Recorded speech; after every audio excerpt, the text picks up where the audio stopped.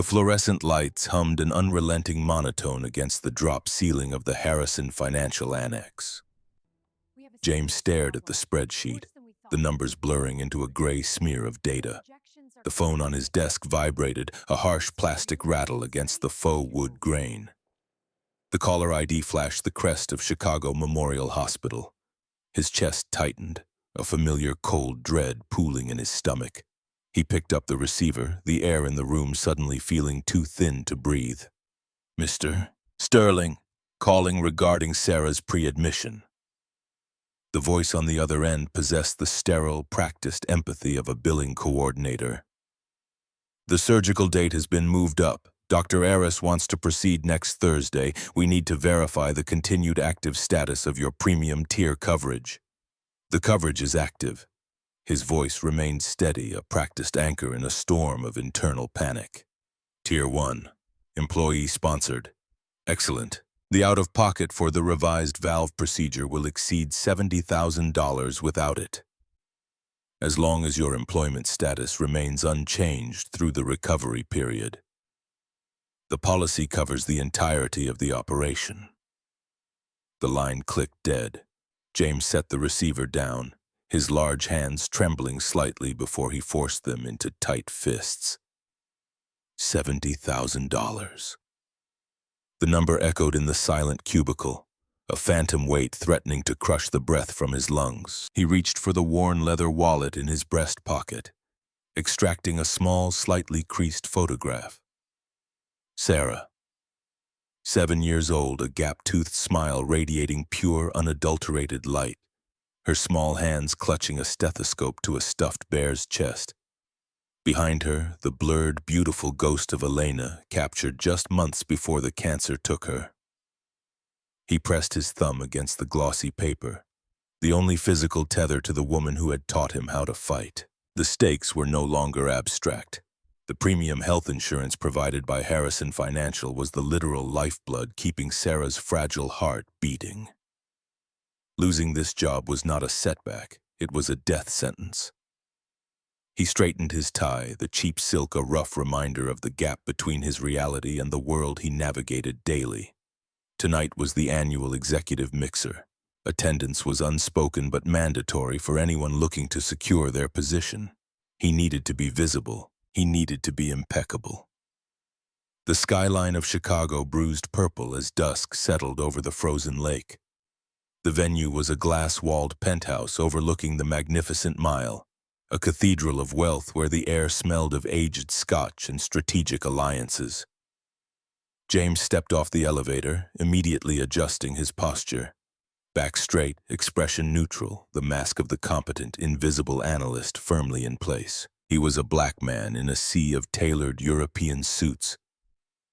A widower carrying the weight of a sick child in a room where the biggest tragedy was a volatile stock portfolio. Waitresses floated through the crowd carrying silver trays of champagne. James took a glass of sparkling water, moving to the periphery of the room. He observed the ecosystem. The sycophants hovered near the corner windows, their laughter a fraction too loud, their smiles a fraction too wide. And at the center of the gravitational pull stood Victoria. The chief executive officer wore a tailored suit the color of crushed slate, her blonde hair pulled back in a severe twist. She held a crystal tumbler like a weapon, her eyes scanning the room with a calculating coldness that kept the wolves at bay. But James noticed the minute tremors in her fingers. He saw the way she drained the glass and immediately signaled for another.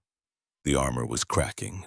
Rumors had been bleeding through the corporate walls for weeks. A vicious, scorched earth divorce from William, a managing partner who currently sat on the board of directors. A man whose cruelty was matched only by his ambition. William wanted the company. He wanted to break her to get it. James checked his watch. 8:15. He had promised Sarah he would FaceTime her before Martha tucked her in. He stared at the glowing screen of his phone, the lock screen image of his daughter, a stark reminder of his true priorities. He needed to shake 3 more hands, make brief eye contact with 2 directors, and then he could vanish into the freezing night. A sudden sharp sound cut through the ambient jazz, a glass shattering. The room went silent for a heartbeat. James turned toward the bar. Victoria was leaning heavily against the polished mahogany counter, her face flushed, a broken martini glass at her feet. The bartender moved quickly with a towel, his eyes darting away in embarrassment. The crowd, sensing weakness, immediately engaged in a collective, synchronized pivot. They turned their backs. The murmurs resumed, but the frequency had changed. It was the sound of vultures circling.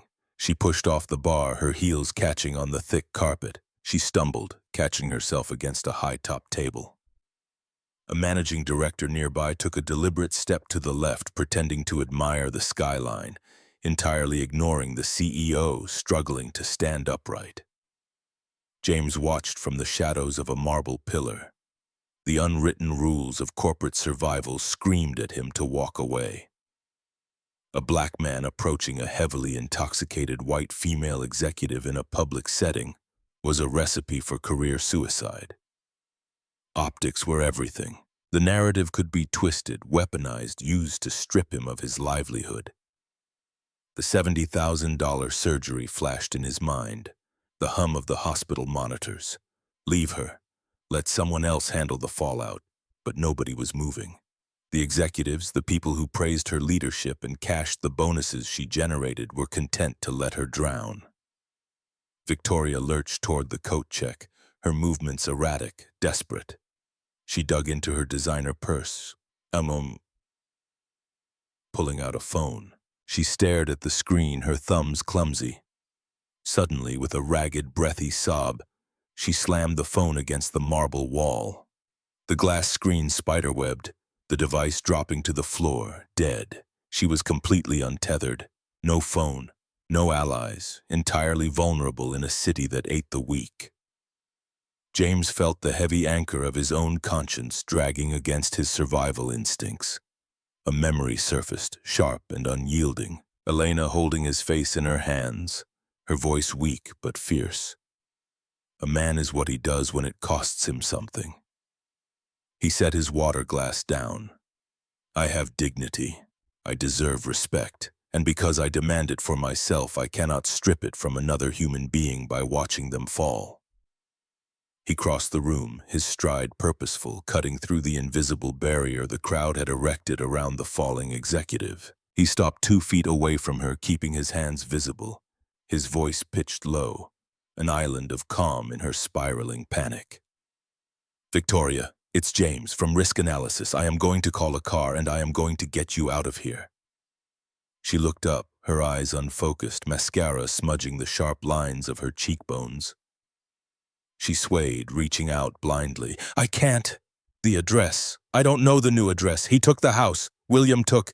Her voice was rising, drawing the sidelong glances of the junior partners.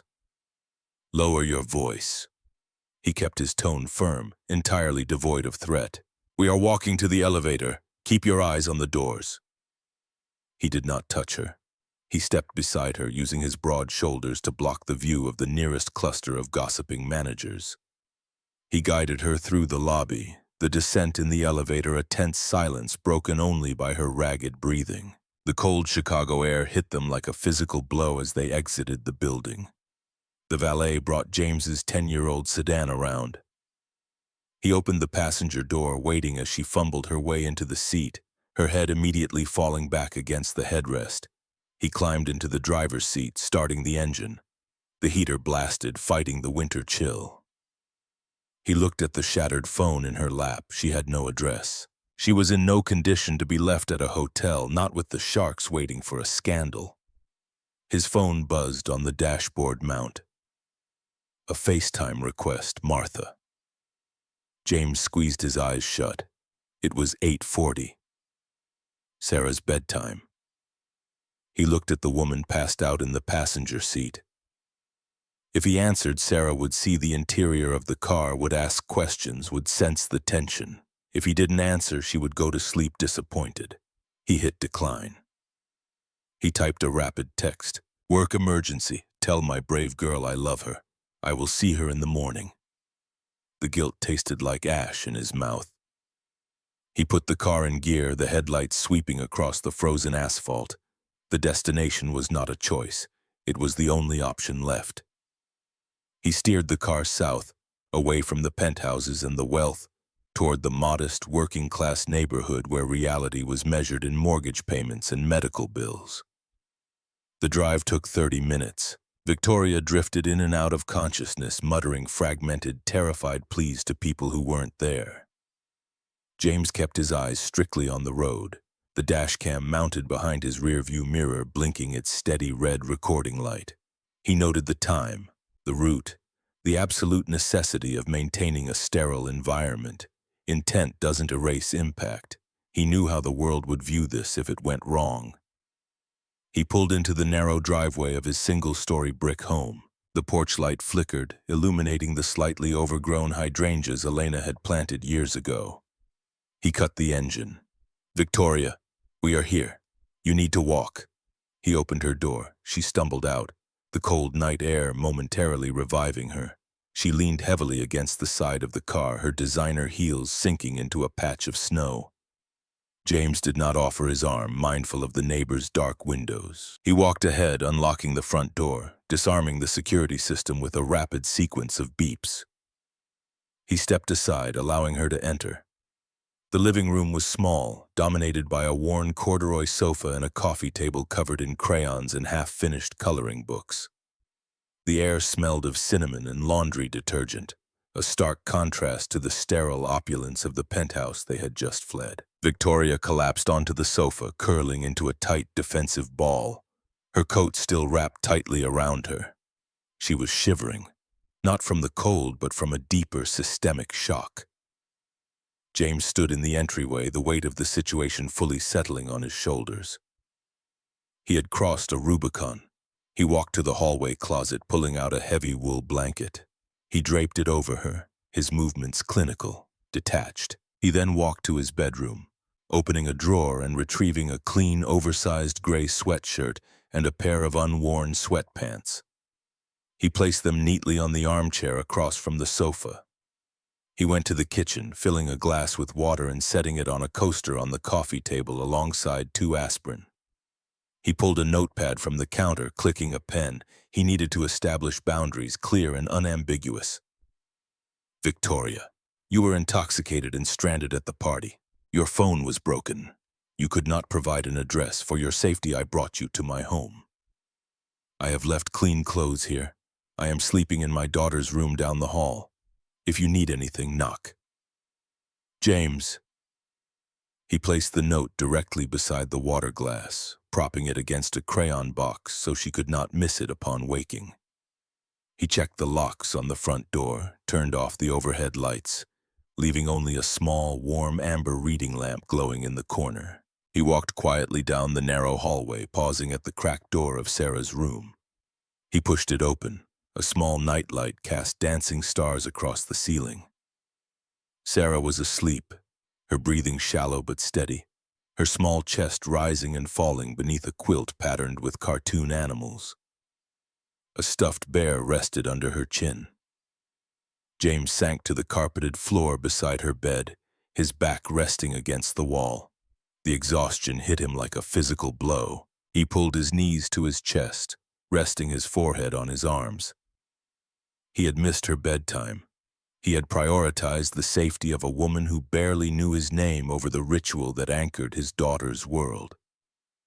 But he knew, with the unshakable clarity of a man who lived by a rigid moral code, that he had done the only thing he could. Courage is not the absence of fear, but the decision that something else is more important. He had protected a vulnerable human being. He just prayed the cost would not be his daughter's life. He closed his eyes, the hard floor offering no comfort, the silence of the house broken only by the rhythmic hum of the refrigerator and the shallow breathing of the sick child he loved more than his own life. The gray light of a Chicago winter morning crept through the living room blinds, casting long, pale shadows across the floorboards. Victoria woke with a gasp, her heart hammering against her ribs like a trapped bird. Her head throbbed, a vicious, pulsing ache that blurred her vision. She pushed herself up on the unfamiliar corduroy sofa, the heavy wool blanket falling to the floor. Panic, cold and sharp, flooded her veins. She looked down. She was still wearing the slate suit, though it was hopelessly wrinkled, the silk blouse stained. She scanned the room, crayons, a television, a worn rug. This was not her penthouse. This was not a hotel. The events of the previous night were a jagged, shattered mirror in her mind. The party, the alcohol burning her throat, the terrifying realization that William had frozen her primary accounts. The panic attack.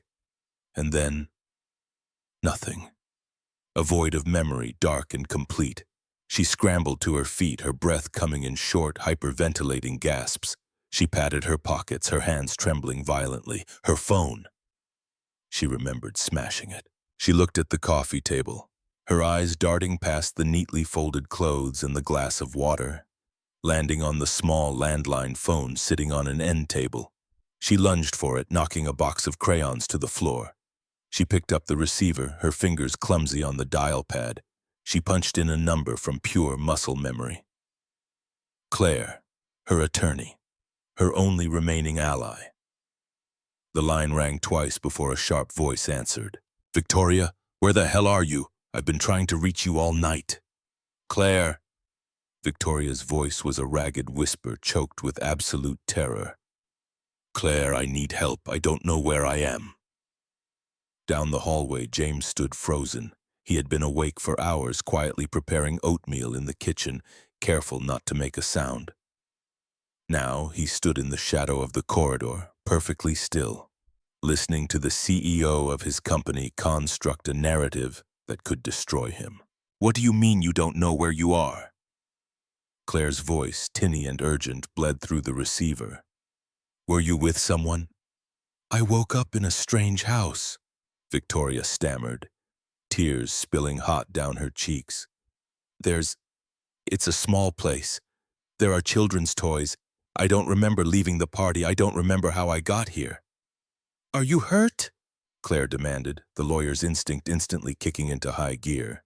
"Are your clothes intact? Victoria, listen to me very carefully. Lock the door. Find a weapon. I am tracing the landline right now. I am calling the police." "No, wait. Don't call the police yet," Victoria pleaded, her voice cracking. "If William finds out about this, if this gets in the press, he'll use it. He'll take the company. He'll say I'm unstable." "If you have been assaulted, the company does not matter," Claire shouted. "Look around. Give me an address. Find a piece of mail." James closed his eyes, his broad chest rising and falling in a slow, controlled rhythm. The trap had sprung. He was a black man standing in a house with a panicked, disoriented white woman of immense power and wealth. The truth was fragile. Fear was an absolute weapon. If the police arrived right now, the optics alone would result in his immediate termination, perhaps worse. The premium health insurance would vanish. The surgery next Thursday would be canceled. Sarah's heart would fail. He stepped out of the shadows, moving into the living room. Victoria shrieked, dropping the phone. It dangled by its coiled cord, Claire's voice yelling from the earpiece. Victoria backed against the wall, her hands raised defensively, her eyes wide with a primal, terrified recognition. "Stay back!" she gasped, her voice trembling. "Don't come any closer!" James stopped. He maintained a distance of at least 10 feet, his hands open and visible at his sides. His face remained a mask of stoic calm, betraying none of the terror vibrating in his own blood. "Victoria, my name is James. I work in risk analysis on the 4th floor. His voice was slow, deep, meticulously measured to convey zero threat. "You are safe. No one has touched you. You are in my home because you were stranded at the party last night with a broken phone and you could not provide an address. I brought you here to keep you safe." She stared at him, her chest heaving, her eyes darting between him and the front door. You brought me here?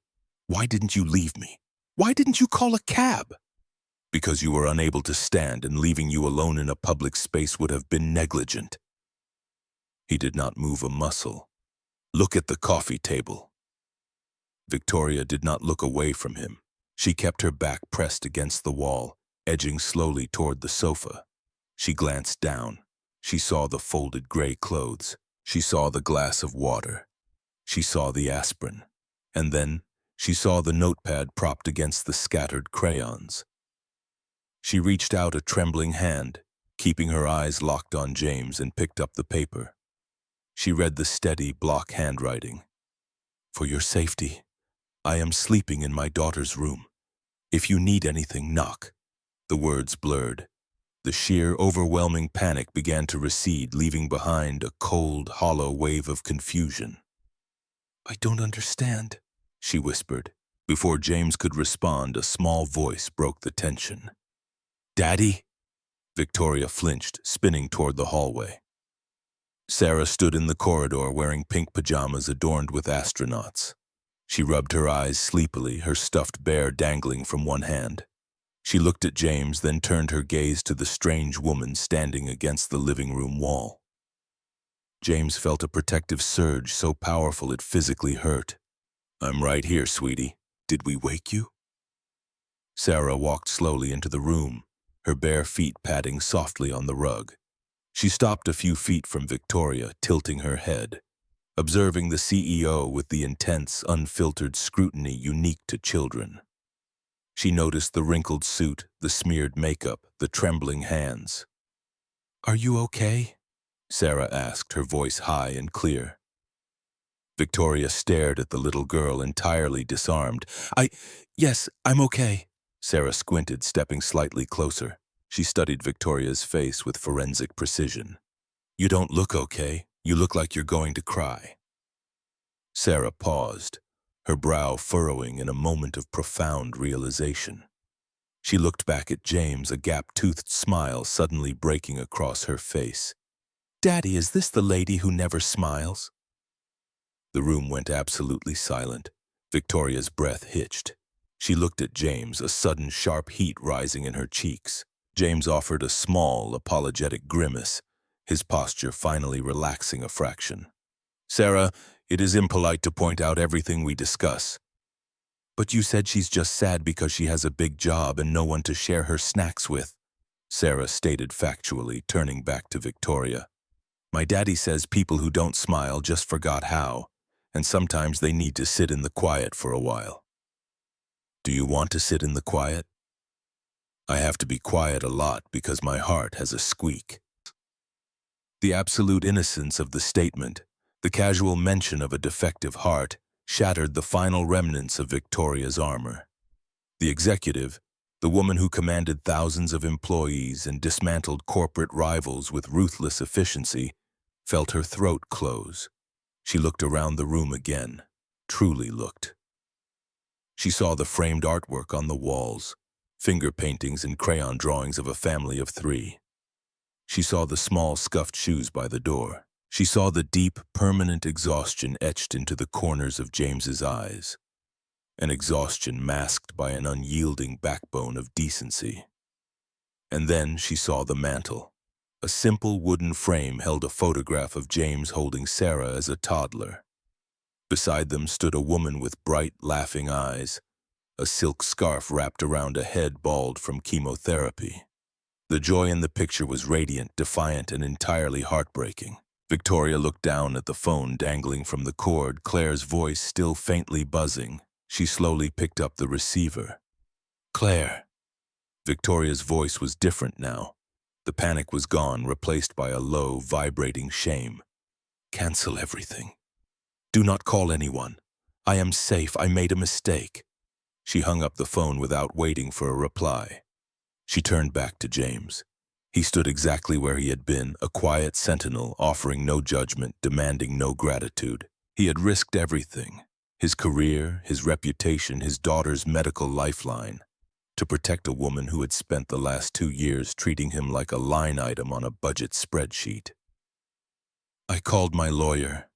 The words felt heavy, difficult to force past her lips. I almost told her something terrible happened because I was scared." Fear makes us blind to the reality in front of us. James held her gaze without wavering. It is human to panic, but the reality is you are safe here. Victoria looked down at her hands. You slept on the floor. My daughter has a comfortable rug. You missed her bedtime. I will make it up to her. Victoria felt a tear break free, tracking hotly down her cheek. She wiped it away furiously, a gesture of deeply ingrained corporate conditioning. She was not allowed to show weakness. But the man standing in front of her possessed a strength she had never encountered in the boardrooms of Chicago. It was not the strength of leverage or wealth. It was the strength of absolute moral clarity. "Why?" she asked, her voice cracking. "Why did you help me? You know what people would say. You know the risk you took bringing me here.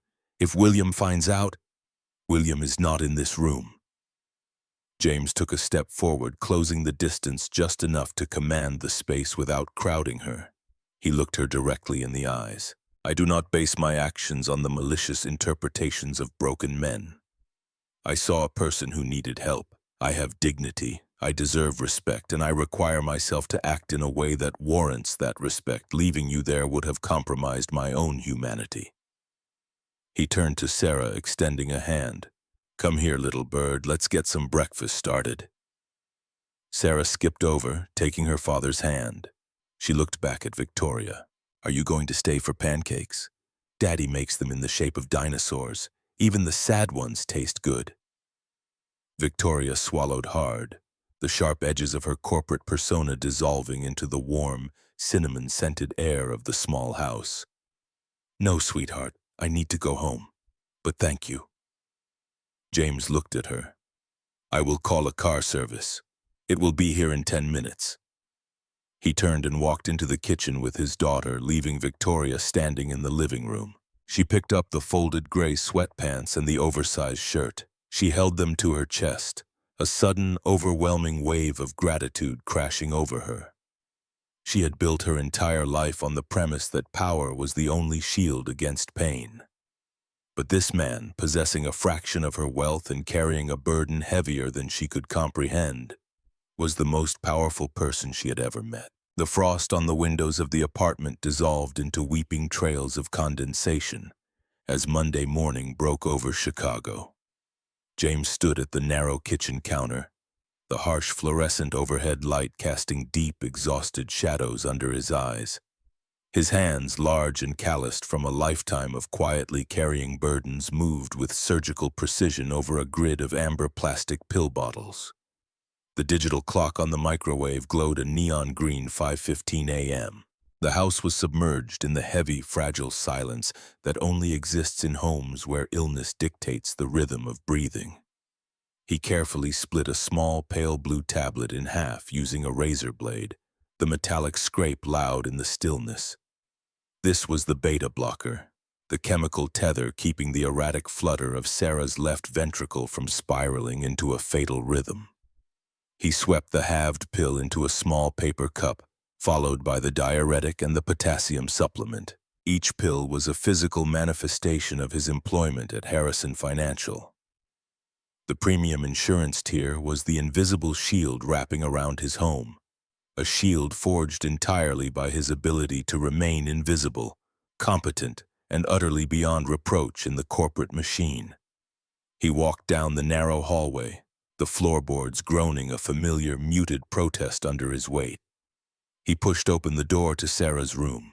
The air inside was warm, smelling faintly of lavender lotion and the ozone tang of the small oxygen concentrator humming in the corner.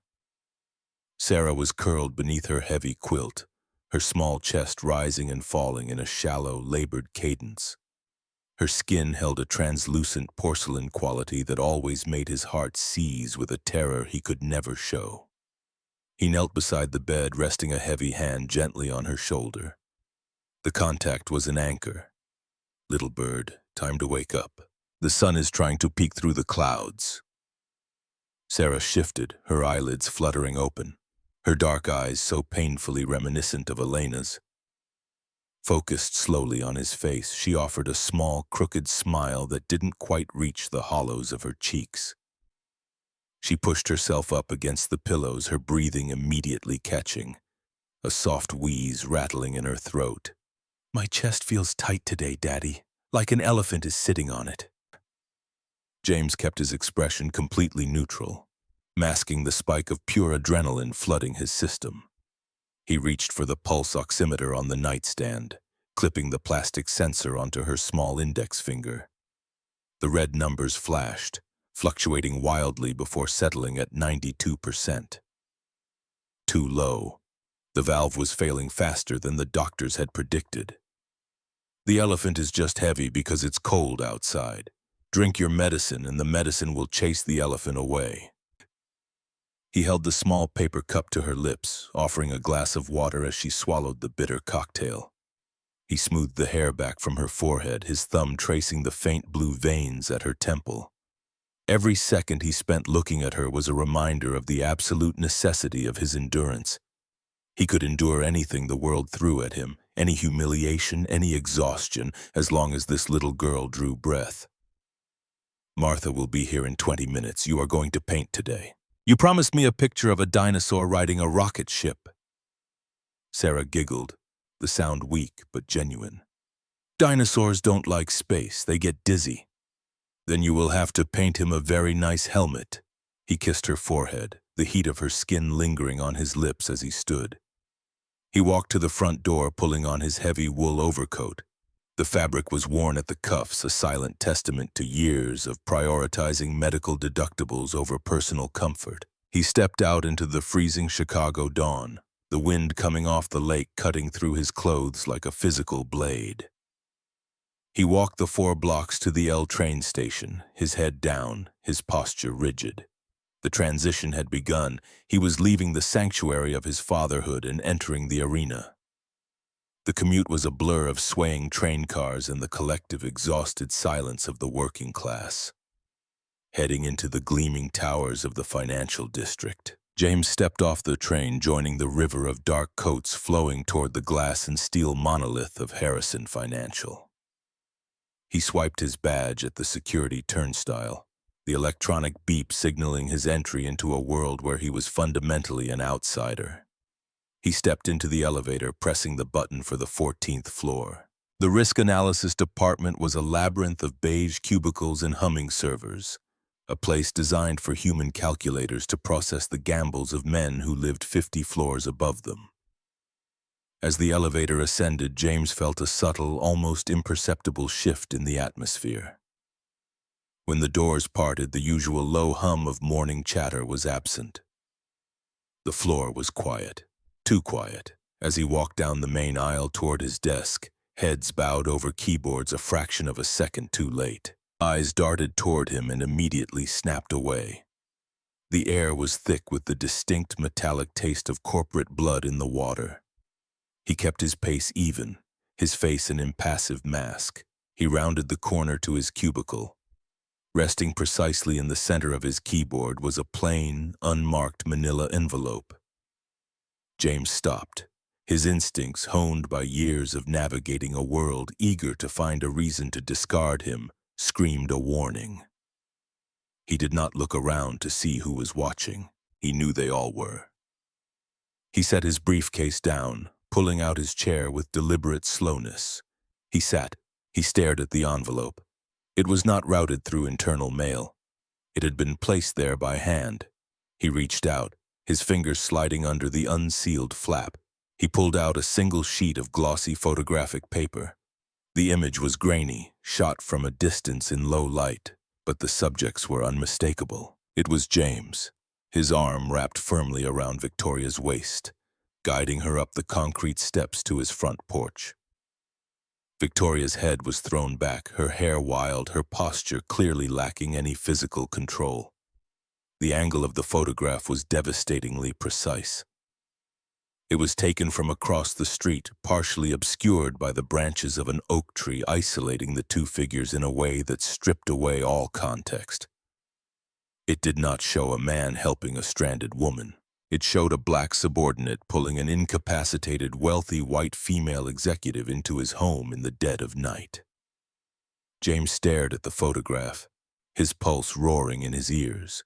The chill of the winter morning vanished, replaced by a suffocating heat. This was not a neighbor with a smartphone. The composition, the telephoto compression, the deliberate framing. This was a professional surveillance operation. Someone had been watching the house. Or, more accurately, someone had been watching Victoria, and he had simply walked into the crosshairs.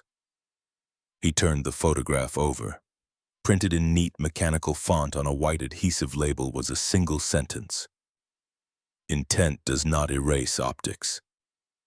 He slipped the photograph back into the envelope, his movements incredibly slow, fighting the violent tremor threatening to take over his hands. The trap had not just been set, it had already closed around his throat. He looked up, his eyes scanning the rows of cubicles. No one was looking at him. Everyone was looking at their screens, the silence absolute and condemning. The rumor mill had already processed the image. The narrative had been written without his participation. 50 floors above, in a penthouse suite overlooking the sprawling grid of the city, Victoria stood by floor-to-ceiling windows. The glass was cold against her forehead. She held a mug of black coffee, the steam rising in thin, twisting ribbons. She was entirely alone. The weekend had been a grueling descent into the reality of her own frailty. She had spent Saturday locked in her apartment, ignoring the frantic calls from her attorney, staring at the neatly folded gray sweatpants resting on her pristine white duvet cover. Those clothes were an artifact of her absolute ruin, and simultaneously, the only evidence of true grace she had experienced in years. She turned away from the window, her bare feet sinking into the plush carpet. Her husband, soon-to-be ex-husband, William, was systematically dismantling her life. He had frozen the discretionary accounts. He had planted whispers of instability with the board of directors. He had orchestrated a psychological siege designed to make her crack publicly. And on Friday night, she had given him exactly what he wanted. She had shattered, but the final blow had not landed, because a man named James, a man whose last name she had to look up in the corporate directory on Sunday morning, had stepped in front of the blade. She walked to her mahogany desk, opening her laptop. She had pulled James's personnel file.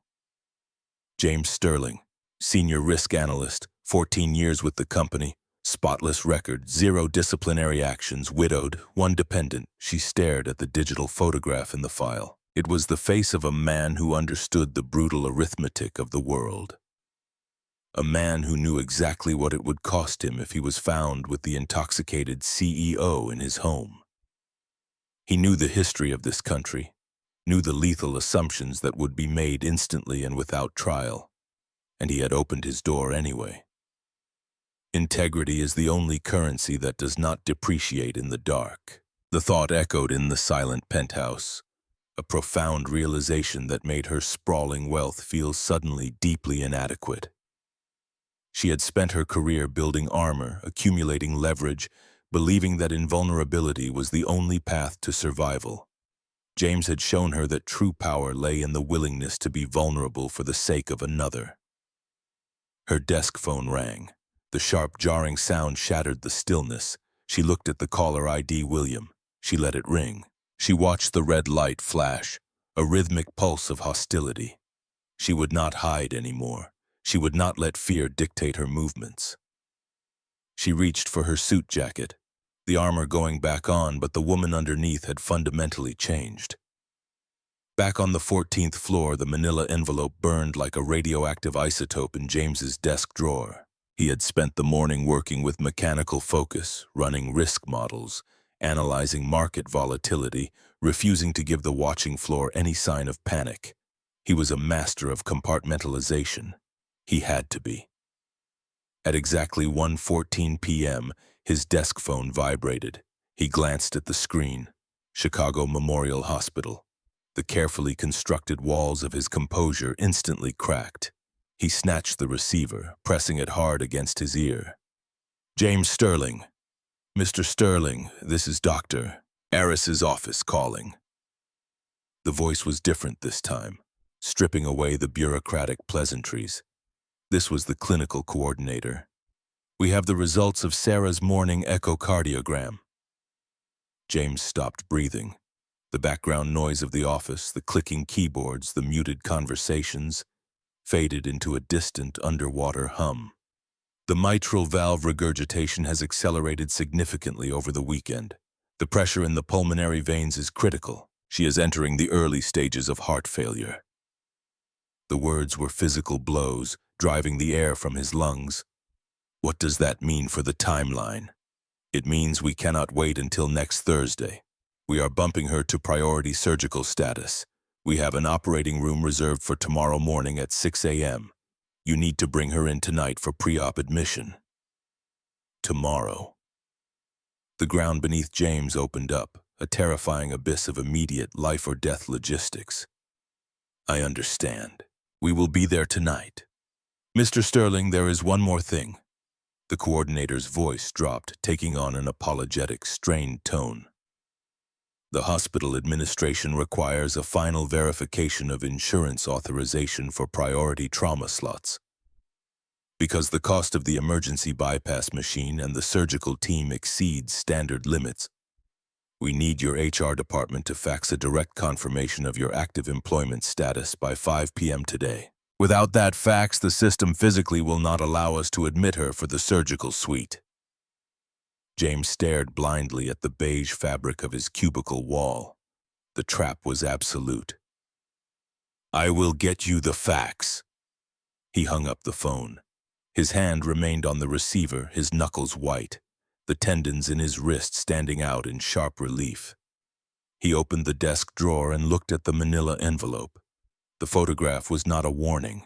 It was leverage. Whoever sent it knew exactly what they were holding. They held the power to terminate him today. If he was terminated today, the insurance vanished. If the insurance vanished, the fax would not be sent. If the fax was not sent, his daughter would die. It was a perfectly engineered nightmare. He stood up, his chair scraping loudly against the plastic floor mat. He didn't care who was watching anymore. He grabbed his coat. He had to get the authorization form to HR immediately. He had to secure the paperwork before the axe fell. He power-walked toward the elevator banks, his heart hammering a frantic, desperate rhythm against his ribs. He pressed the button for the 50th floor. HR and executive management shared the summit of the tower. The elevator doors slid open, revealing a lobby of hushed marble and brushed steel. Behind the vast reception desk, a woman in a headset looked up, her professional smile faltering slightly as she registered his presence. Can I help you, Mr. Sterling? She knew his name. A receptionist on the 50th floor did not know the names of 14th floor analysts unless those names were currently a subject of intense, upper-level scrutiny. I need to drop off an emergency medical authorization form for HR to fax to Chicago Memorial.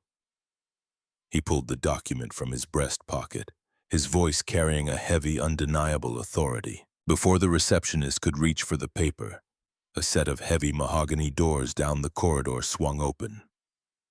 William stepped out. He was a man constructed entirely of sharp angles and expensive tailoring. His silver hair was perfectly coiffed, his smile a thin, bloodless slash across his face. He possessed the predatory stillness of a man who enjoyed watching things bleed.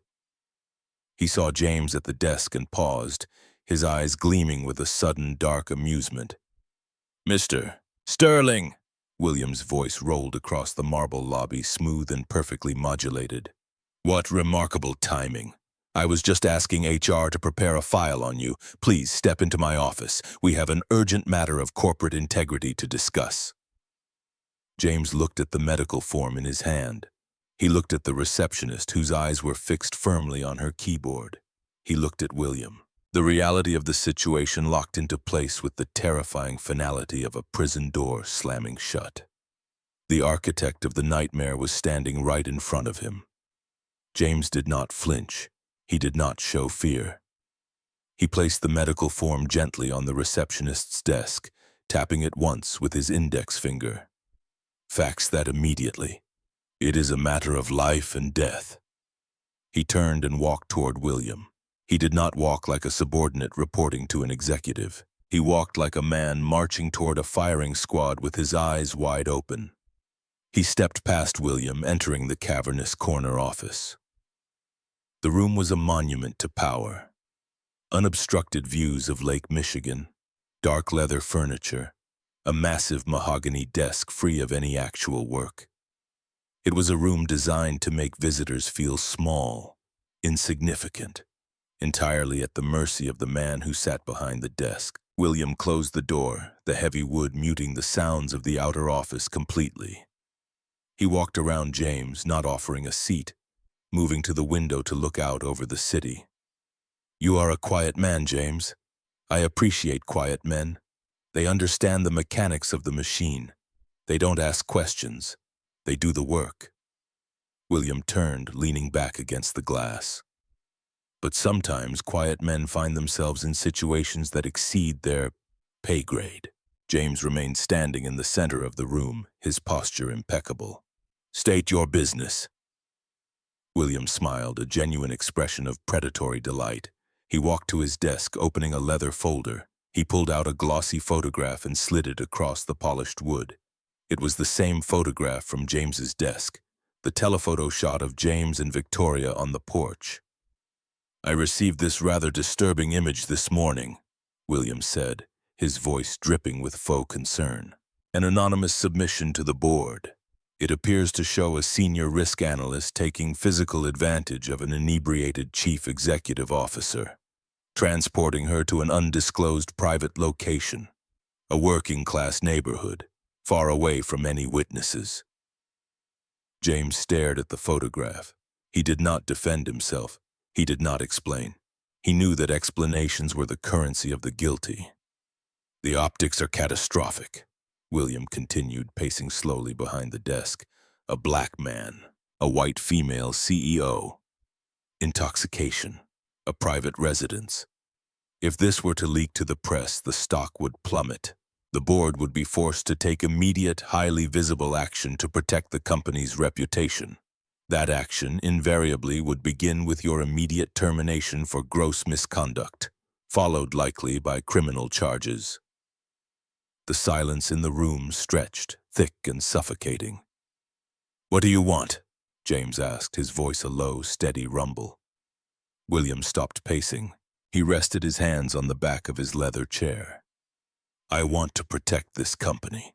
Victoria has become unstable. Her drinking is out of control. Her judgment is compromised. She is a liability, but the board is hesitant to remove a female CEO without cause. It looks bad for the diversity metrics." William reached into the folder again, pulling out 2 pieces of paper. He laid them side by side on the desk. The first was a pre-drafted HR complaint. "This is a formal grievance. It states that on the night of the executive mixer, Victoria leveraged her position of authority to coerce you into taking her to your home. It states that she made inappropriate advances, created a hostile environment, and threatened your employment if you did not comply." William tapped the paper. "It provides the board with the exact ammunition they need to force her immediate resignation with cause. Clean, efficient, necessary." He tapped the second piece of paper. It was a check, drawn on a private account. The payee line was blank. The amount was $100,000. "You sign the grievance, James. You become the brave whistleblower who exposes a toxic executive. In return, the board is deeply grateful. You receive an immediate promotion to Director of Risk Assessment. And this check, a quiet, off-the-books token of my personal appreciation for your loyalty to the institution, clears today." William leaned forward, his eyes locking onto James's face. He played his final, most devastating card.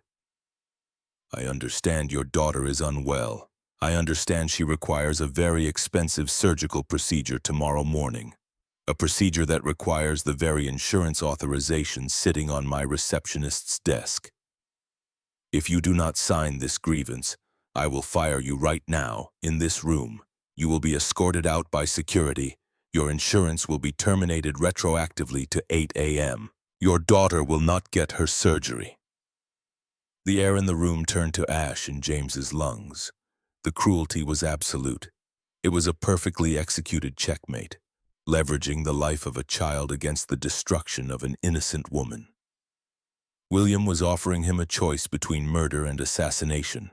Kill his daughter's chance at life, or assassinate the character of a woman who had done nothing but break down in a moment of despair.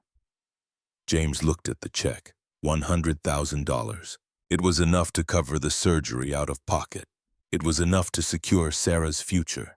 It was the price of his soul neatly printed on watermarked paper. He closed his eyes. The world fell away. He was no longer in the mahogany office. He was back in the sterile hospital room 3 years ago, holding Elena's hand as the monitors flatlined. He remembered the promise he made to her as the warmth left her fingers. I will raise her in the light. I will show her what a good man is. We do not buy our children's futures with the shattered pieces of our own souls. James opened his eyes. He looked at William. The fear was gone. The panic was gone. What remained was a bedrock of absolute, unyielding moral clarity. It was a dignity so profound it made the opulent office feel cheap. No. William blinked, his arrogant smile faltering for a fraction of a second. I'm sorry, I don't think you understand the mathematics of this situation, Mr. Sterling. This is not a negotiation. You have no leverage. You sign the paper or your daughter dies. James stepped forward, closing the distance to the desk. He towered over the polished wood, his presence suddenly filling the massive room, an immovable object meeting a corrupt force. I understand the mathematics perfectly. James's voice was the sound of a glacier shifting, low, heavy, and completely unstoppable. You are asking me to bear false witness against a woman whose only crime was experiencing pain in public. You are asking me to weaponize my race, my gender, and my position to execute your corporate coup. You are using the failing heart of a 7-year-old girl as leverage to steal a company. William's face darkened, the blood rising to his cheeks. I am giving you a way to save her, you idiot. Take the money. I have dignity. I deserve respect. James did not raise his voice, but the words struck like physical blows. And because I demand respect for myself, I cannot strip it from another human being. I will not teach my daughter to survive by trampling on the truth. I will not pay for her healing with blood money. Keep your check. Keep your promotion. William stared at him, genuinely shocked. He had built his entire worldview on the premise that every man had a price, that morality was a luxury of the rich and a vulnerability of the poor. He was looking at a man who was entirely immune to his power. You are a fool, William spat, his voice trembling with sudden rage. You are a dead man walking. I will ruin you. I will make sure you never work in this sector again. I will call security right now. Call them. James did not move back. He stood his ground, a monument to integrity in a cathedral of lies. Fire me. Terminate the insurance, but know this. Power is loud, but truth only requires a whisper. And when the whisper starts, your money will not protect you. James turned his back on the executive. He walked toward the heavy mahogany doors, his stride unbroken, his head held high. He opened the door and stepped out into the lobby. The receptionist was staring at her computer screen, her face pale. James pointed to the medical authorization form still sitting on her desk. Did you fax it? She swallowed hard, nodding slowly. Yes, Mr. Sterling, 5 minutes ago. It went through. A microscopic fraction of the weight lifted from his chest. The hospital had the authorization. They had a window. It might only be a few hours before William's termination order cascaded through the system. But the paperwork was in the hospital's hands. The surgery was locked in the system. They would fight the billing later. Right now, he had to get to his daughter. He walked to the elevators. He didn't return to the 14th floor. He didn't pack his desk. He rode the elevator down to the lobby, walking out through the revolving glass doors into the biting Chicago wind. He had just detonated his career. He had stepped off a financial cliff. But as the freezing air hit his face, he felt a strange, profound sense of peace. He was a free man. The afternoon dissolved into a frantic blur of logistics. James rushed home, packed a small duffel bag with Sarah's pajamas, her favorite stuffed bear, and a stack of coloring books. Martha helped him load the car, her eyes heavy with unspoken worry. They arrived at Chicago Memorial just as the winter sun began to set, painting the hospital windows in bruised shades of violet and orange. The pediatric cardiology wing was a world of hushed voices, beeping monitors, and the pervasive smell of antiseptic. Sarah was admitted immediately. The nurses, sensing the escalating urgency in her chart, moved with practiced efficiency. They changed her into a faded hospital gown, connecting her to a terrifying array of monitors and IV lines. Sarah watched the activity with wide, frightened eyes, her small hand gripping James's thumb with astonishing strength. "Daddy, the wires are cold," she whispered, her voice barely audible over the rhythmic beeping of the heart monitor. "I know, little bird, but these wires are magic. They are going to tell the doctors exactly how to fix the squeak in your heart." He sat on the edge of the narrow bed, leaning over so his face filled her field of vision, blocking out the sterile room. He had to be her entire world right now. He had to absorb her fear. By 8 p.m., the ward settled into the quiet routine of the night shift. The overhead lights were dimmed. Sarah was exhausted, the pre-op medications making her eyelids heavy. But her anxiety fought the sedatives. She tossed restlessly against the stiff pillows. "Daddy, read me the story about the night." James reached into the duffel bag, pulling out a worn hardcover book. The spine was taped together, the pages soft from years of use. It was Elena's favorite book to read to her. He cleared his throat, pushing down the exhaustion that threatened to crack his voice. He began to read. He didn't just read the words, he performed them. He brought the dragons to life. He made the swords clash. He filled the small, terrifying hospital room with a world of courage and triumph. He poured every ounce of his remaining strength into the cadence of his voice, building a fortress of words around his fragile child. Outside the door, in the dimly lit hallway, Victoria stood completely still. She had not gone back to the office after the weekend. She had spent the day meeting with her attorney, quietly gathering the financial documents she would need for the coming war with William. But as the sun set, a restless, unshakable urge had taken hold of her. She needed to see the man who had saved her. She needed to return the gray sweatpants, washed and folded, an excuse to stand in his presence and perhaps absorb some of the quiet strength she so desperately needed. She had driven to his house, only to find it dark. A neighbor, seeing her standing on the porch, had mentioned seeing James rushing out with a hospital bag. It had taken her an hour to track down the admission through the hospital network, utilizing the executive privileges she still barely clung to. Now, she stood outside room 312. The door was cracked open a few inches. She looked through the narrow gap. She saw the monitors. She saw the IV poles. She saw the tiny, frail girl lost in the center of the bed, and she saw James. He was leaning over the bed, holding a battered book, his deep voice carrying a soothing, rhythmic melody that seemed to push back the darkness of the room. He was a man who had everything to lose, a man who she knew with absolute certainty was currently existing in a state of sheer terror for his child's life. Yet there was no panic in him. There was only devotion, pure, unadulterated, sacrificing devotion. Victoria watched as Sarah's eyes finally fluttered, clenched, her breathing evening out into a slow, shallow rhythm. James stopped reading. He didn't move away. He gently rested his forehead against the mattress near his daughter's hand, his broad shoulders rising and falling in a silent, solitary vigil.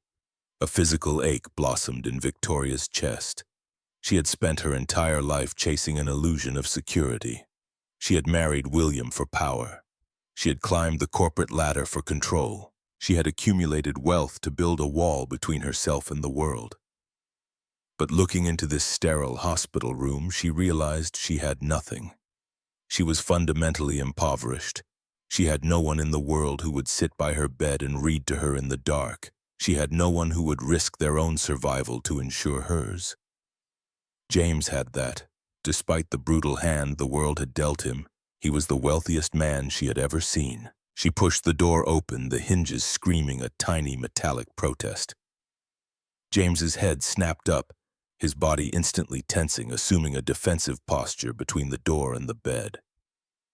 When he saw Victoria standing in the threshold holding a paper shopping bag, his expression shifted from defensive to a profound, weary confusion. "Victoria." He kept his voice to a bare whisper. "What are you doing here?" She stepped into the room, the scent of expensive perfume immediately clashing with the rubbing alcohol and iodine. She looked entirely out of place in her designer trench coat, her sharp features softened by the dim light and the undeniable sorrow in her eyes. "I went to your house to return the clothes." She held up the bag slightly. "Your neighbor said you were here. I needed to know if you were all right." James stood up slowly, his joints popping. He gestured toward the small plastic visitor's chair in the corner of the room. He moved away from the bed, ensuring their conversation would not wake Sarah. Victoria sat down, her coat rustling loud in the quiet room. She looked at the monitors, watching the jagged green line of Sarah's heartbeat. "Is she?" Victoria couldn't finish the sentence. The reality of a dying child was too massive, too terrifying to articulate. "Her valve is failing," James stated, the clinical detachment the only way he could speak the words without breaking. "They are operating at dawn. It is a high-risk procedure, but she is a fighter, like her mother." Victoria looked at him, truly seeing the devastating toll the last 48 hours had taken on him. The dark circles under his eyes looked like bruises. His posture, usually so rigid and impeccable, was slightly bowed under the crushing weight of the impending dawn. "James," Victoria's voice was trembling. "William called an emergency board meeting for tomorrow afternoon. He sent an encrypted email to the executive committee. He said he has acquired evidence of severe misconduct. He is making his move to oust me." James did not look surprised. He simply nodded, his eyes remaining fixed on his sleeping daughter. "I know. I met with him this morning." Victoria's breath caught. "You met with him? Why?" "He intercepted me when I was delivering the emergency insurance authorization for this surgery." James turned his head, his dark eyes locking onto hers. The absolute clarity in his gaze pinned her to the chair. "He showed me the photograph, the one taken of us on my porch. He had a professional surveilling you." Victoria felt the blood drain from her face. A cold, nauseating horror washed over her. William had weaponized her lowest moment. He had captured her vulnerability and turned it into a blade. He has a picture?" she whispered, her hands gripping the arms of the plastic chair. "What did he say? What did he do?" "He offered me a choice." James's voice remained completely level, devoid of anger or accusation. It was the delivery of pure, unvarnished truth. "He offered me $100,000 and a promotion to director. In exchange, he required me to sign a formal HR grievance stating that you sexually harassed me, that you leveraged your position to coerce me into taking you to my home, and that you created a hostile work environment." Victoria stopped breathing. The sheer sociopathic cruelty of the plan paralyzed her. William was going to use the racial and gender dynamics of the situation to create a scandal so explosive the board would have no choice but to terminate her immediately to save the stock price, and he was going to use James as the detonator. "And if you refused?" she asked, dread pooling in her stomach. James looked back at Sarah. He watched the rise and fall of her chest under the thin blanket. "He threatened to fire me on the spot. He threatened to retroactively cancel my health insurance." James paused, the silence in the room suddenly deafening. "He threatened to cancel the authorization for the surgery tomorrow morning." Victoria clapped a hand over her mouth, a physical reaction to the sheer brutality of the extortion. William had put a price tag on a child's life. He had handed James a loaded gun and told him to shoot her or watch his daughter die. She looked at James, her mind reeling. He was sitting here, in the hospital room. The surgery was happening. That meant the insurance was active.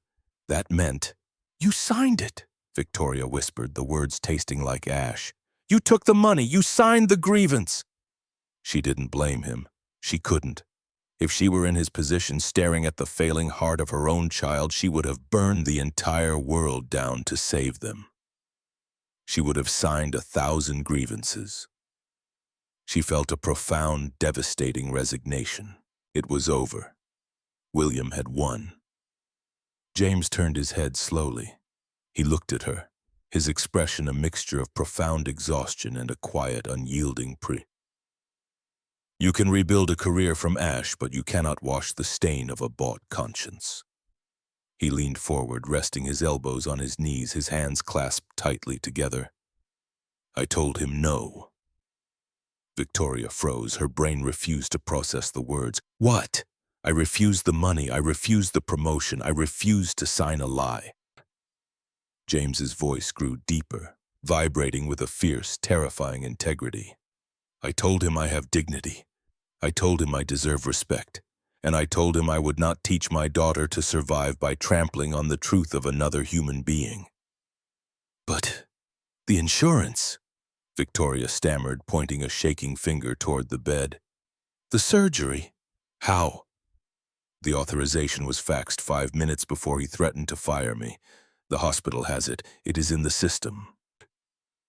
James let out a long, slow breath. He will undoubtedly terminate my employment in the morning. He will likely try to claw back the coverage. We will have a monumental legal and financial battle ahead of us. We will lose the house. We will lose everything. He looked at Sarah, a gentle, heartbreaking smile touching the corners of his mouth. But I will be able to look her in the eye when she wakes up. I will be able to tell her that her father is an honorable man, and that is the only inheritance that matters.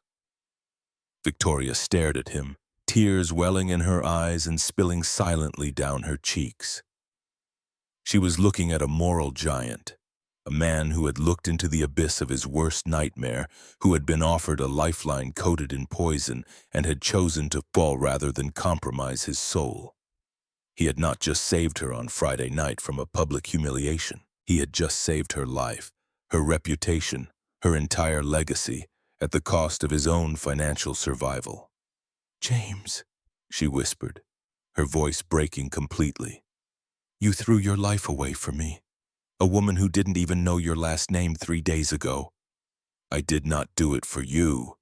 James looked at her, his gaze steady and unflinching. I did it for me. I did it because participating in your destruction would have destroyed the man my wife asked me to be. Victoria stood up. Her legs were shaking, but a new, profound fire had ignited in her chest. The armor of the Ice Queen was gone, melted away by the sheer, terrifying heat of true human decency.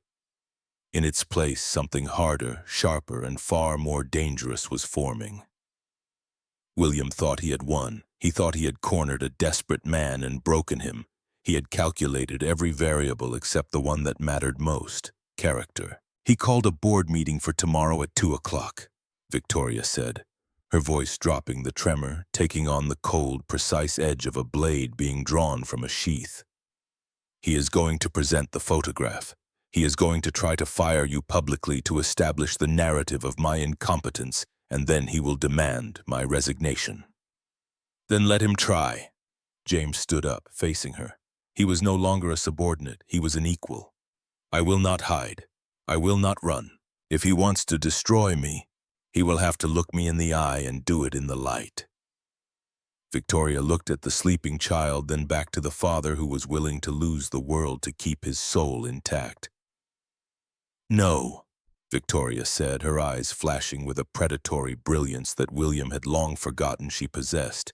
He isn't going to destroy you, James. He isn't going to touch your insurance. He isn't going to touch your house. She reached into her coat pocket and pulled out her new phone. You stood up for me when I was too weak to stand. Tomorrow I am going to stand for you. She looked at the digital clock on the wall. It was nearly midnight. Stay with your daughter. Win the battle in this room tomorrow morning. I am going to go prepare the battlefield for tomorrow afternoon. She turned and walked out of the room, leaving the shopping bag containing the folded gray sweatpants on the chair. It was a silent promise, a debt acknowledged, a war declared. James watched her go. He turned back to the bed, listening to the rhythmic, mechanical heartbeat of the monitor. The terrifying dawn was approaching. The knives were drawn. But as he sat back down and took his daughter's fragile hand in his own, he knew he had already won the only victory that truly mattered. The surgical waiting room on the 5th floor of Chicago Memorial smelled of stale coffee and industrial bleach, a sterile purgatory suspended above the waking city. James sat perfectly rigid in a molded plastic chair, his large hands clasped between his knees, his knuckles bone white. Beyond the heavy double doors, a team of surgeons had his daughter's chest open. They had stopped her failing heart. They were relying on the machine to pump blood through her tiny veins, while they frantically tried to repair the defective valve. The wall clock ticked with a heavy metallic finality. 6:42 in the morning. Outside the frosted windows, the sun struggled to pierce the dense gray cloud cover rolling off Lake Michigan. The winter light offered no warmth, only a pale illumination of the snow-dusted rooftops. James tracked the passage of time by the subtle shifts in the shadows stretching across the linoleum floor. Every passing minute was an agonizing weight pressing down on his chest. He closed his eyes, visualizing the steady rhythm of a healthy heartbeat, trying to manifest the rhythm into existence through sheer force of will. He thought about the insurance authorization. He thought about the $100,000 check resting on the polished mahogany desk 50 floors above the city. The choice he had made the previous afternoon carried a terrifying gravity. He had secured the financial lifeline required for the surgeons to operate, but the retaliation was inevitable. By the end of this business day, he would be unemployed. He would be blacklisted. The medical bills extending beyond the immediate surgery would crush him. The small brick house would be foreclosed. The future was a collapsing tunnel, narrowing to a dark, suffocating point. A man cannot navigate a storm by looking at the shipwreck. He must look at the compass. His compass was the quiet, steady breathing of his daughter when she was safe. His compass was the promise he made to a dying woman. He opened his eyes, staring at the blank white moon opposite his chair. He had traded his livelihood for his daughter's life and his own soul. It was the only trade a decent man could make. He felt no regret, only a deep, resonant exhaustion, a bone-deep weariness that threatened to pull him under. The heavy double doors swung open, the pneumatic hinges hissing softly. Dr. Eris stepped into the waiting room. He still wore his green surgical scrubs, the fabric stained with dark, unmistakable spots. He pulled the paper cap from his head, running a hand through sweat-dampened hair. The surgeon's face was lined with the profound fatigue of a man who had spent the last 5 hours battling death with his bare hands. James stood. The movement was slow, his joints aching from the hours of rigid tension. He did not speak. The question was too massive to articulate. Dr. Eris offered a small, exhausted smile, the kind of smile that only exists on the far side of a miracle. The valve replacement was successful. The tissue accepted the graft perfectly. We have taken her off the bypass machine. The sterile walls of the waiting room blurred. The harsh fluorescent lights haloed into brilliant white flares. The crushing weight that had sat on James's chest for 7 years finally cracked. Her heart is beating on its own. The rhythm is strong. The pulmonary pressure is already dropping to normal levels. The surgeon stepped closer, resting a heavy, reassuring hand on James's shoulder. She is in recovery. She will be heavily sedated for the next 12 hours, but the crisis has passed. Your daughter is going to live a very long, very healthy life. James closed his eyes. A single hot tear escaped, tracking down the deep lines of his face. He bowed his head, his broad shoulders shaking in a silent, violent release of accumulated terror. He reached out, gripping the surgeon's forearm with a strength that made the other man flinch slightly. Thank you. The words were a ragged whisper dragged from the deepest part of his chest. Thank you for her life. She fought hard. Dr. Eris squeezed his shoulder in return. She is resting in the pediatric ICU, room 412. You can sit with her. James walked down the long, silent corridor, his boots echoing against the polished floor tiles.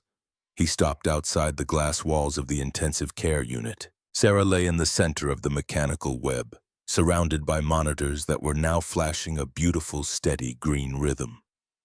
Her chest rose and fell with a deep, unimpeded ease he had never seen before. The pale, translucent fragility was gone, replaced by the deep, peaceful sleep of a child whose body was no longer fighting a war against itself. He stepped into the room, pulling a chair close to the bed. He took her small, warm hand in his own. The monitors beeped a steady, triumphant song. He sat there for hours, watching the winter sun climb higher in the sky, watching the color slowly return to his daughter's cheeks. He was a man who had lost everything, but sitting in that room, holding that small hand, he possessed the entire world. At noon, the vibration of his phone shattered the sacred silence.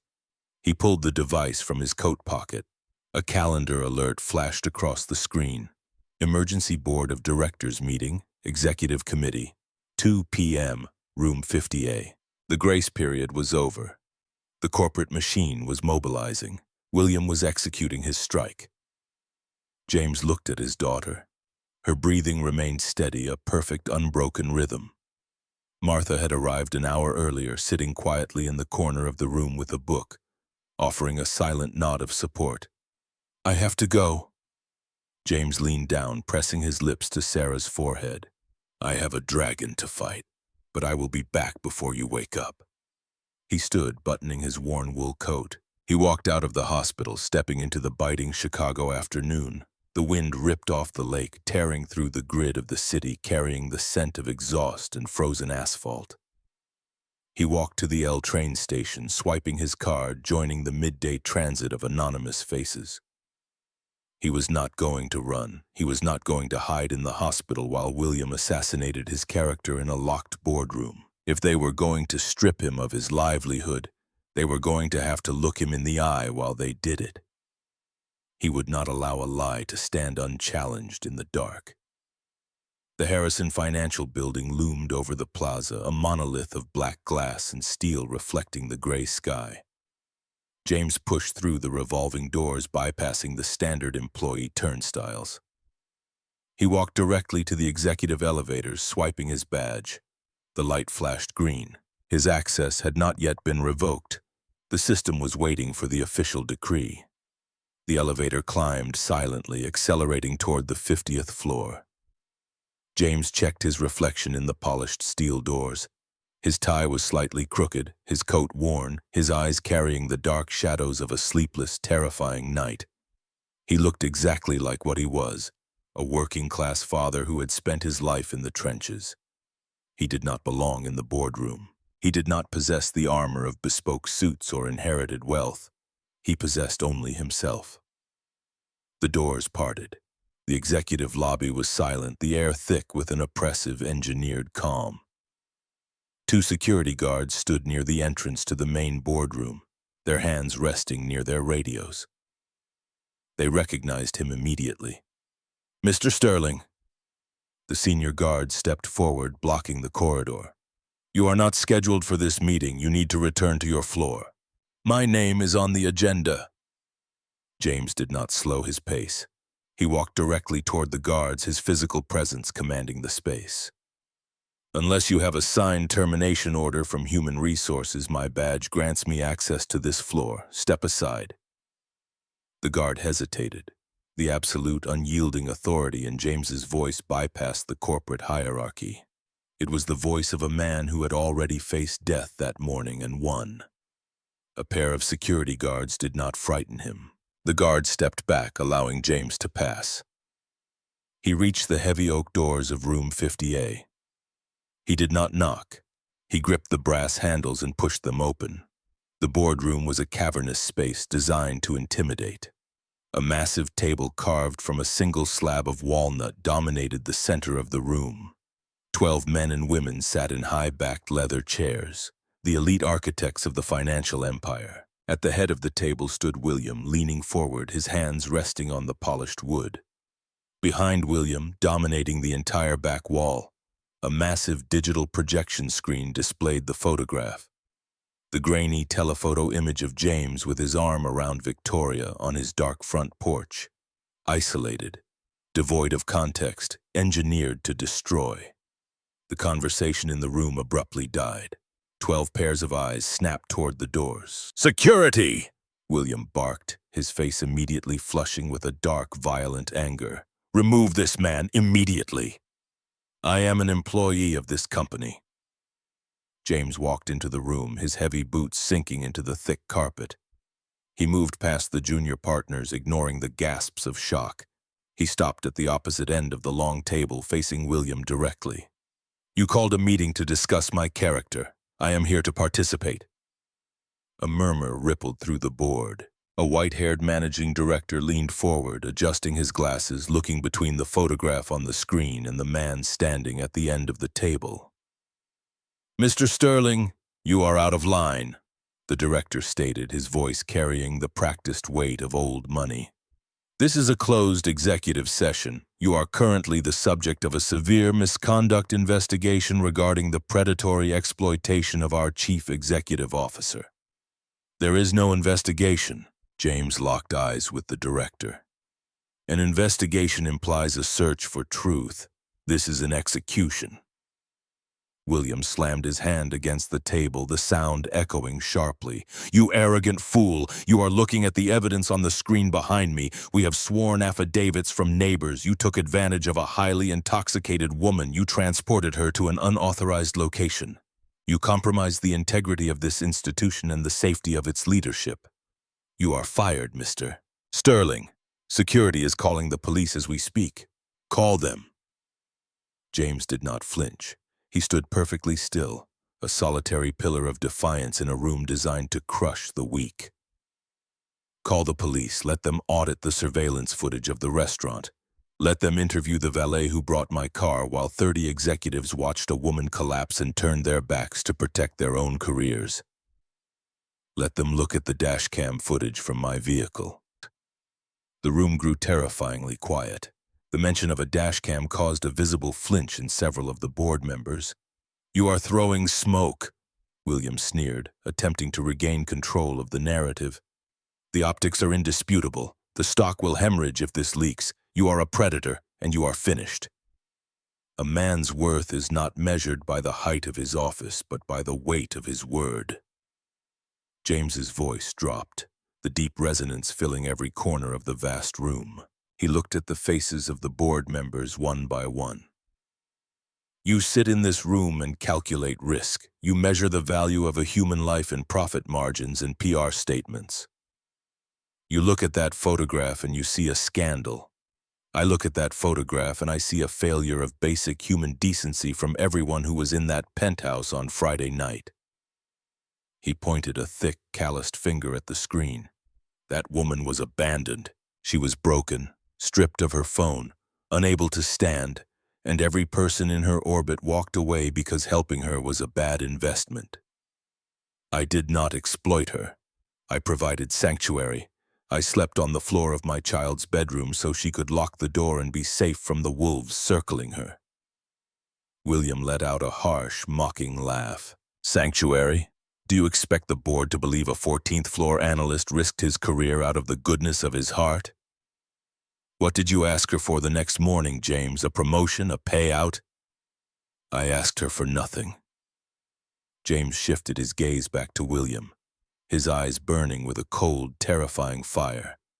"Just as I asked you for nothing yesterday afternoon when you brought me into your office, when you laid a check for $100,000 on your desk and told me you would cancel the insurance paying for my daughter's open-heart surgery if I did not sign a fabricated sexual harassment grievance against her." The boardroom erupted. Several directors stood up, their chairs scraping loudly. Shouts of disbelief and outrage filled the air. The white-haired director slammed his hand on the table, demanding order. William's face drained of color. The arrogant smirk vanished, replaced by a momentary flash of pure panic. That is a slanderous lie. The man is desperate. He is making up stories to save his own skin. Lies require an audience. James did not raise his voice over the shouting. He spoke with the quiet, devastating power of absolute certainty. The truth only requires a witness. The heavy oak doors at the back of the boardroom swung open. The shouting died instantly, cut off as if a physical switch had been thrown. Victoria stepped into the room. She did not wear the slate-gray suit of the Ice Queen. She wore a simple, dark dress, her hair pulled back loosely, her face free of the severe, intimidating makeup she usually employed as armor. She looked pale, exhausted, but her posture was flawless. She possessed a terrifying, quiet gravity that pulled all the oxygen from the room. She walked slowly past the security guards, who immediately stepped back, their eyes lowered. She walked past James, stopping for a fraction of a second to meet his eyes. The look exchanged between them was a silent transmission of profound respect. She walked the length of the walnut table, stopping directly opposite William. "Victoria." William's voice cracked slightly, his mask slipping. "You should not be here. You are unwell. The board is handling this situation to protect you." "You are not protecting me, William.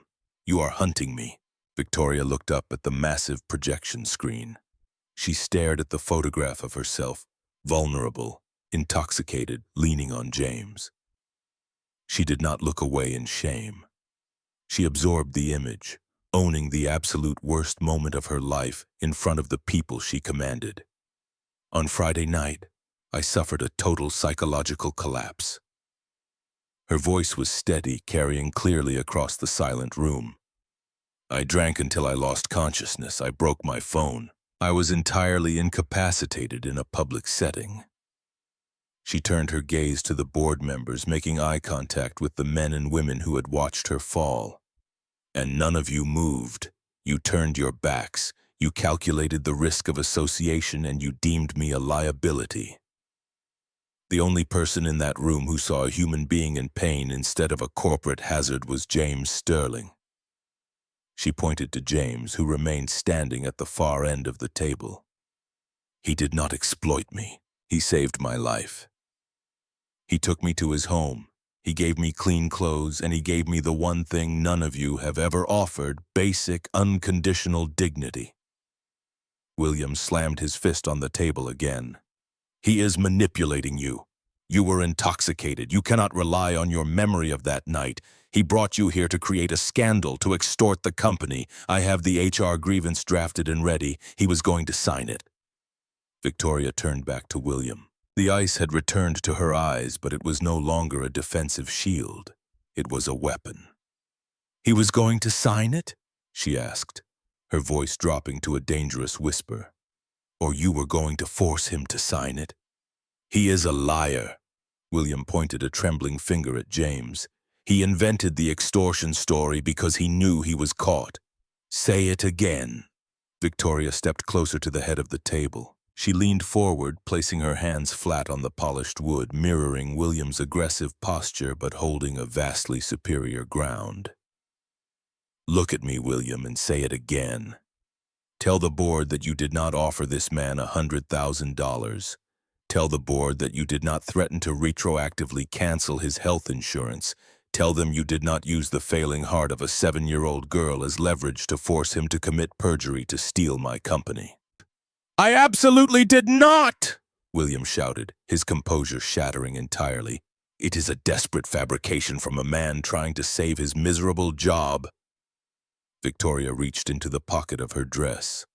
She pulled out a small, sleek digital audio recorder. She set it gently on the walnut table. "True steel is forged in the fire, but it is cooled in the tears of the broken." She pressed the play button. The audio quality was immaculate. The voices echoed through the silent boardroom, clear and devastating. "I understand your daughter is unwell. I understand she requires a very expensive surgical procedure tomorrow morning. You sign the grievance, James. You become the brave whistleblower. In return, an immediate promotion. And this check, clears today. William's voice filled the room, a ghost of his own arrogance returning to destroy him. If you do not sign this grievance, I will fire you right now, in this room. Your insurance will be terminated retroactively. Your daughter will not get her surgery. The recording clicked off. The silence that followed was absolute. It was the sound of an empire collapsing. The board members stared at William with a mixture of horror and profound disgust. The white-haired director slowly took off his glasses, placing them carefully on the table. William, the director's voice was barely a whisper. You are finished. You will surrender your keycard and your company phone to security immediately. You will vacate the premises. The legal department will contact you regarding the immediate dissolution of your shares and the pending criminal extortion charges. William looked around the table. He saw no allies. The predators had turned on him. The blood in the water was his own. He looked at Victoria, his face twisted in a mask of pure hatred. He opened his mouth to speak, but no words came. The silence of the room was a physical weight pressing him down. He turned and walked toward the doors. He did not look at James as he passed. The two security guards fell in step behind him, escorting the ruined executive out of the tower he had tried to steal. The heavy oak doors clicked shut. Victoria let out a long, slow breath. The tension drained from her shoulders. She looked at the board members. The meeting is adjourned. We have a company to rebuild. She turned and walked toward James. The vast length of the boardroom felt different now. The air was clear. The threat was neutralized. How is Sarah? It was the only question that mattered. The corporation, the stock prices, the boardroom coup, all of it faded into insignificance against the reality of the hospital room. She is breathing on her own. James's voice was thick with emotion, the stoic armor finally cracking, revealing the profound relief underneath. The surgery was a complete success. She is going to live. Victoria closed her eyes, a genuine, radiant smile breaking across her face. It was the smile Sarah had asked for, the smile of a woman who had finally remembered how to feel. I am going to the hospital, James said, stepping away from the table. I need to be there when she wakes up. Go! Victoria stepped aside, clearing his path to the doors. Your job is secure, James. Your insurance is secure. Take all the time you need. James paused at the doors. He looked back at the woman standing in the center of the boardroom. She was no longer the Ice Queen. She was a human being, flawed, vulnerable, and incredibly brave. You fought a good war today, James said quietly. I had a good teacher. She met his gaze, her eyes shining with unshed tears. You taught me that a desk can be replaced, a soul cannot. I don't want to live behind the armor anymore, James. I don't want this to be an act. I want to build something real. You already have. James pushed the doors open and walked back out into the city. The gray clouds were finally breaking, thin shafts of late afternoon sunlight piercing the gloom, illuminating the cold streets with a brilliant golden warmth. 1 year later, the smell of turpentine and acrylic paint filled the sunroom of the small brick house. The winter snow had melted, giving way to the vibrant, chaotic green of a Chicago spring. The large windows were thrown open, letting in the cool breeze off the lake. Sarah stood at a wooden easel, wearing an oversized t-shirt entirely covered in smears of purple and yellow paint. She held a brush with intense concentration, tongue poking out the corner of her mouth as she dragged a streak of cerulean blue across the canvas. She looked entirely different from the frail, translucent ghost in the hospital bed. Her cheeks were full, her eyes bright, her energy boundless. The only physical reminder of the war she had won was the thin, faded scar running down the center of her chest, a badge of absolute courage. James sat in a worn armchair in the corner of the room, a laptop resting on his knees. He was reviewing a risk assessment portfolio. The header on the document read, Office of the Managing Director, Risk Analysis. He wore a comfortable sweater, the dark circles under his eyes completely vanished. The crushing weight of survival had been replaced by the quiet, steady rhythm of a life built on truth and secured by honor. The front doorbell rang. A cheerful chiming sound. Sarah dropped her paintbrush into a jar of water, spinning around with a massive gap-toothed grin. "She's here!" James closed the laptop, setting it on the side table. He stood smiling as his daughter sprinted out of the sunroom, her bare feet slapping against the hardwood floor. He followed her into the hallway, watching as she reached up on her tiptoes to turn the deadbolt. She pulled the door open.